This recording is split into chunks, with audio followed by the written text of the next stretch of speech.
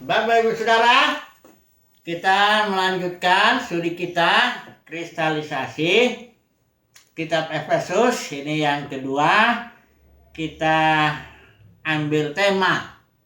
Sebenarnya masih meneruskan ya tema yang pertama. Temanya masih misteri Kristus sebenarnya. Tapi saya coba dulu mengulang apa yang sudah kita bahas kemarin ya. Jadi kepada Paulus Tuhan memberikan pewahyuan ya, suatu misteri, yaitu misteri Kristus ya. Dan Paulus ini seorang yang membuka dispensasi yang baru, seperti kita tahu kemarin ya, bahwa dispensasi Musa itu ada dua perjanjian di sana yang dilayankan kepada bangsa Yahudi. Yang pertama yang kita sebut perjanjian lama, satu perjanjian yang diikat antara Israel dengan Yahweh yang diperantarai Musa itu. Kemudian karena Israel gagal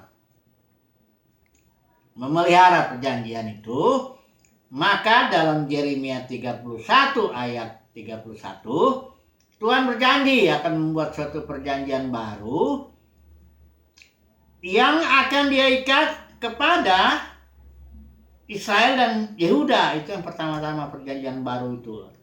Kemudian digenapilah perjanjian baru ini. Pada malam terakhir Tuhan Yesus mengadakan satu perjanjian ya, dengan simbol itu darah dan tubuhnya itu yang dipecah roti dan anggur. Dia bilang inilah darah perjanjian. Disitulah El Elyon mengadakan perjanjian dengan siapa yang percaya kepada Yesus. Itu perantarannya Tuhan Yesus ya. Nah, inilah perjanjian baru ini yang dilayani oleh timnya Petrus.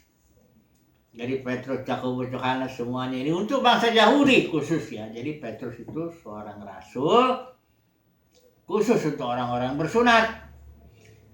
Jadi Petrus tidak membuka dispensasi yang baru pelayanan Petrus, tapi dia meneruskan dispensasi yang lama, atau kita bisa sebut dispensasi hukum Taurat atau dispensasi Musa. Apa ininya? Ministrinya yaitu melayankan perjanjian baru kepada bangsa Israel. Ya kita tahu timnya Petrus itu 3 kali dia melayani Sanhedrin ya, sebagai representatif bangsa Israel pada waktu itu. Pertama Yohanes dengan Petrus di hadapan mahkamah agama itu, kemudian kedua juga masih Yohanes dengan Petrus, dan yang ketiga Stefanus yang dia berkhotbah kepada mahkamah agama tapi dia dilempari batu. Jadi itulah pelayanan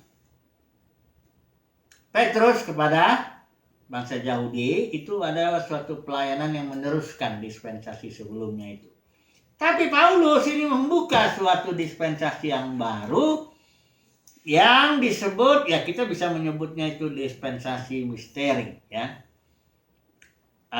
atau dispensasi kasih karunia, atau apa saja yang mau disebutnya lah, maksudnya yang penting kita ngerti intinya, isinya ya. Karena dispensasi itu oikonomia, istilah Yunani itu, dia ada periodenya, dia bisa dipercayakan kepada hamba-hambanya, dan dia juga oikonomia ini memiliki message-nya ya. Nah, kemarin kita sudah membahas bahwa kitab Efesus ini kita pilah menjadi 3 berdasarkan tema misteri Kristus itu ya. Yang pertama ini pasal 1 sampai pasal 2 ayat 10, kita menyebutnya pendahuluan kepada misteri Kristus. Karena di dalam pendahuluan ini ada beberapa hal yang nanti sebentar kita akan pelajari. Tapi arahnya nanti kepada pemahaman kita akan misteri Kristus. Nah, misteri Kristus itu sendiri dari pasal 2 ayat 11 Paulus beberkan sampai pasal 3 ayat 21 ya. Itu misteri Kristus sampai pasal 3 lah ya.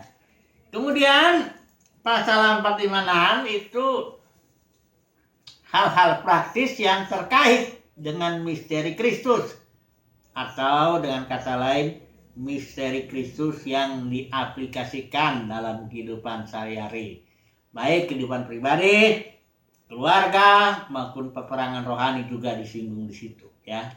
Itu bisa menjadi tema-tema yang akan kita angkatkan nanti. Nah, sekarang kita fokus dulu coba ke pendahuluan daripada misteri Kristus ini yang di pasal 1 sampai pasal 2 ayat 10 ini, tapi kita akan fokuskan doa Paulus ya. Ini dulu kita lihat nih dulu. Dia berdoa di pasal yang ke 1 itu, ayat yang sebenarnya kita baca aja dari ayat 15 lah ya, kita baca ya. Mari kita baca ini ayatnya. Karena itu setelah aku mendengar tentang imanmu dalam Tuhan Yesus dan tentang kasihmu terhadap semua orang kudus, aku pun tidak berhenti mengucap syukur karena kamu. Dan aku selalu mengingat kamu dalam doaku. Ini yang didoakan oleh Paulus ini. Dan meminta kepada Allah Tuhan kita Yesus Kristus, yaitu Bapa yang mulia itu, supaya ia memberikan kepadamu, ini perhatikan ini juga, roh hikmat dan wahyu. Jadi Paulus berdoa minta roh hikmat dan wahyu kepada Tuhan bagi jemaat ini Efesus, agar apa? Agar mengenal Dia dengan benar. Coba dulu ya, saya sedikit menguraikan dulu ini. Roh hikmat dan wahyu.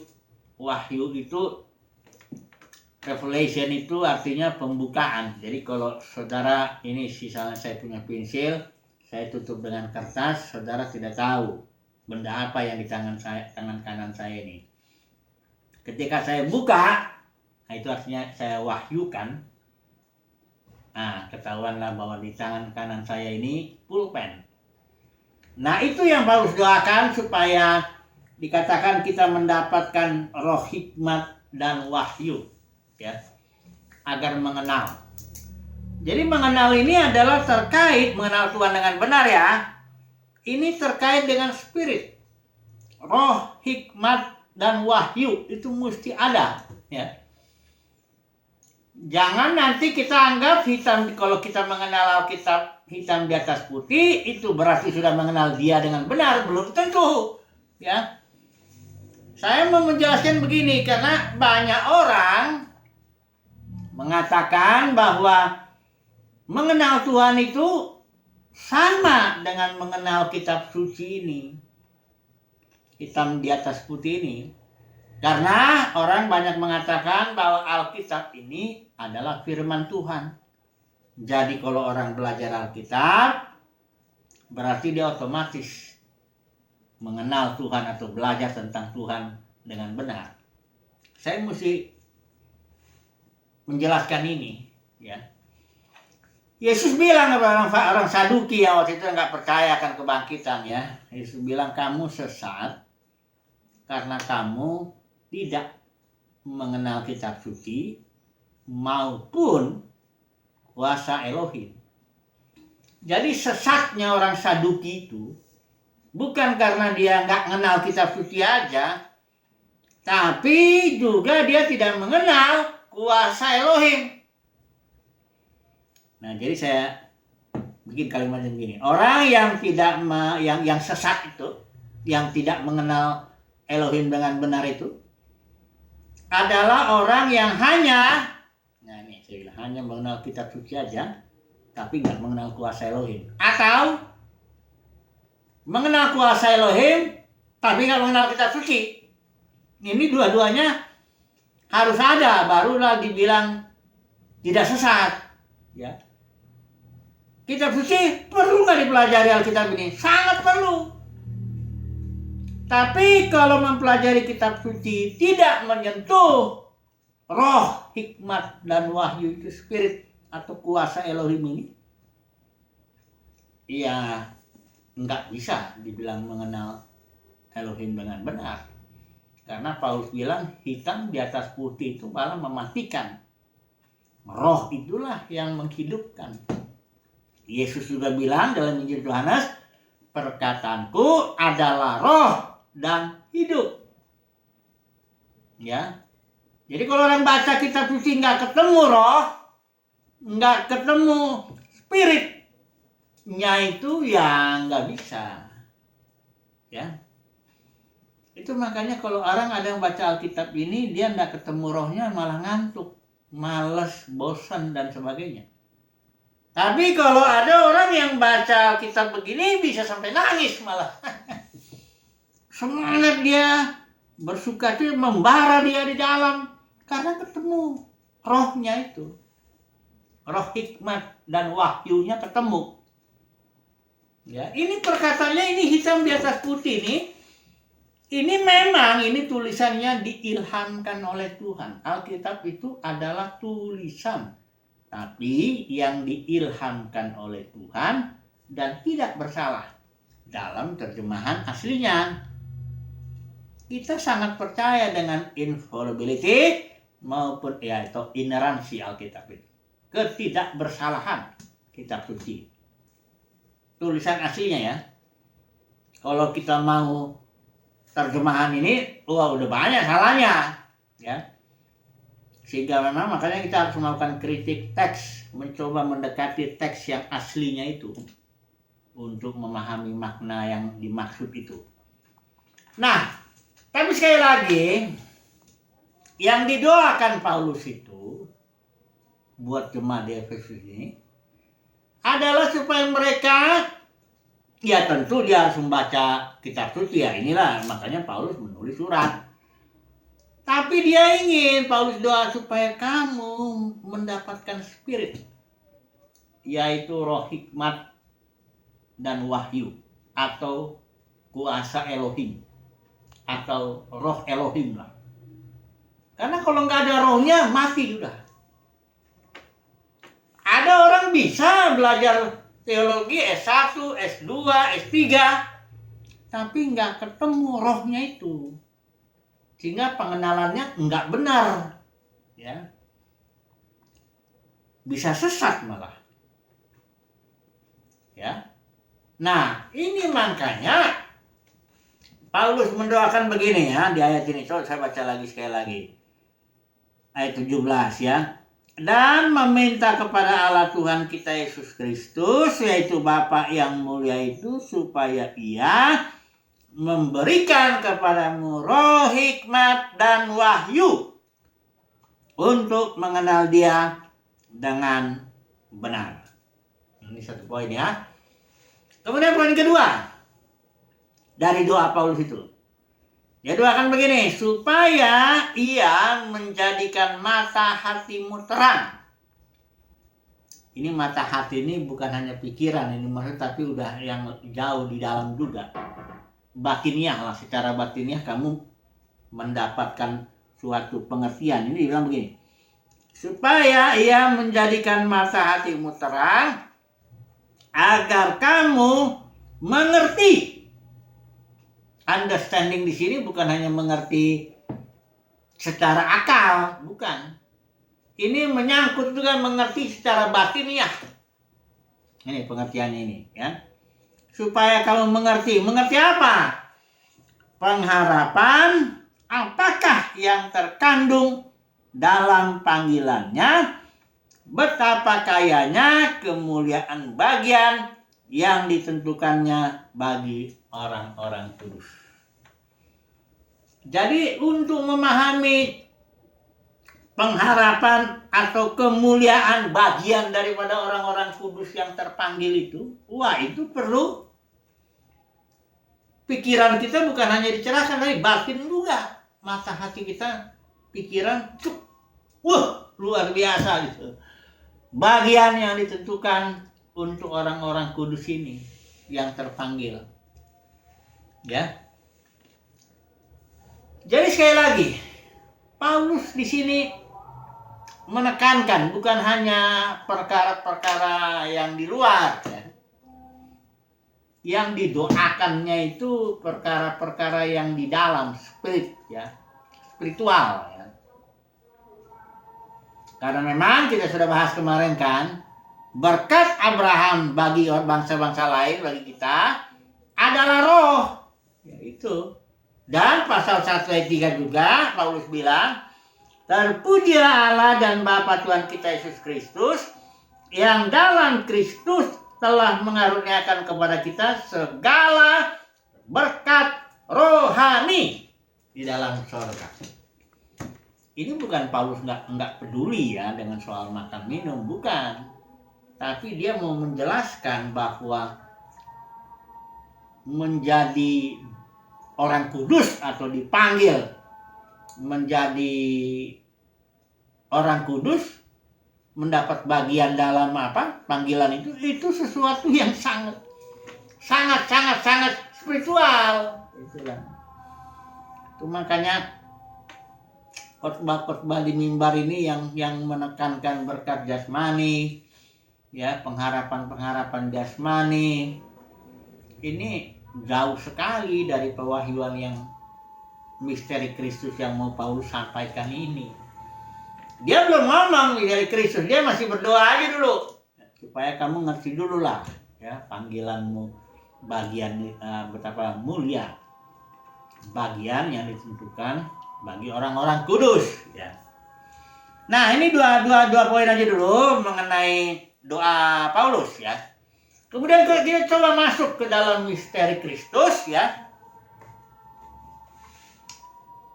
Di sini kita tahu kemarin juga misterinya sebenarnya secara akal ya sederhana, yaitu bahwa bangsa-bangsa lain oleh karena berita Injil, ini saya baca aja misterinya ini begini, pasal 3 ayat 6, yaitu bahwa orang-orang bukan Yahudi karena berita Injil turut menjadi ahli-ahli waris dan anggota-anggota tubuh dan peserta dalam janji yang diberikan dalam Kristus Yesus. Kita sudah bahas tadi di dalam Galatia 3:14 juga. Janji itu adalah Roh Kudus. Itulah berkat Abraham bagi bangsa-bangsa lain. Ya. Nah, ini misteri ini Paulus mengatakan begini, bangsa Yahudi dan bangsa bukan Yahudi dijadikan satu dalam tubuh yang disebut tubuh Kristus atau manusia baru. Nah, sebenarnya nggak ada lagi Yahudi, nggak ada lagi bukan Yahudi, ya. Ini kalau saya baca di sini ya, ayat 14 ini, pasal 2. Karena dialah damai sejahtera kita yang telah mempersatukan kedua pihak. Maksudnya pihak itu pihak Yahudi maupun pihak non-Yahudi. Dan yang telah merubuhkan tembok pemisah, yaitu perseteruan. Sebab dengan matinya sebagai manusia, ia telah membatalkan hukum Taurat dengan segala perintah dan ketentuannya, untuk menciptakan keduanya menjadi satu manusia baru di dalam dirinya. Jadi dengan kematiannya Yesus, kan karena orang Yahudi dengan bukan Yahudi ini dipisahkan oleh perjanjian itu, hukum Taurat yang ininya. Yang katakanlah dia ini kan perjanjian itu ada aspek yang relationship-nya, ada yang aspek legalnya ini, hukum Taurat ini memisahkan ini antara Yahudi dengan bukan Yahudi. Itu dirubuhkan dan diciptakan menjadi satu manusia baru. Ya, ini nih misterinya. Di zaman-zaman dahulu nggak diberitahu kepada anak-anak manusia. Jadi sebenarnya misteri Kristus ini sederhana, bahwa kita bangsa-bangsa lain jadi ahli waris, ambil bagian dalam berkatnya Abraham itu. Ingat ya, berkat Abraham adalah roh. Ya. Itu makanya misteri Kristus ini harus benar-benar dipahami secara spiritual itu. Ini makanya Paulus sudah doain ini. Aku berdoa supaya kamu dapat roh hikmat dan wahyu. Aku. Supaya mengenal dia dengan benar. Yang kedua, aku berdoa supaya kemampuan pemahamanmu itu, ya, baik pikiran maupun mata hati, mata batin itu dibuka saat kita mengerti. Karena spirit ya, mengerti dengan benar pengharapan apa yang ada dalam panggilannya itu. Jadi sekali lagi kesimpulannya lah, kita ambil dulu ya. Kesimpulannya. Apa itu misteri Kristus? Misteri Kristus ini secara ininya sederhana, yaitu bahwa kita bangsa-bangsa lain menjadi sesama ahli waris dengan bangsa Yahudi juga karena berita Injil. Tapi misteri Kristus ini bersifat spiritual karena warisan kita adalah roh. Berkat Abraham bagi kita adalah roh. Ya. Karena ini bersifat spiritual, makanya Paulus bilang segala berkatnya juga berkat rohani. Efesus 3, ya.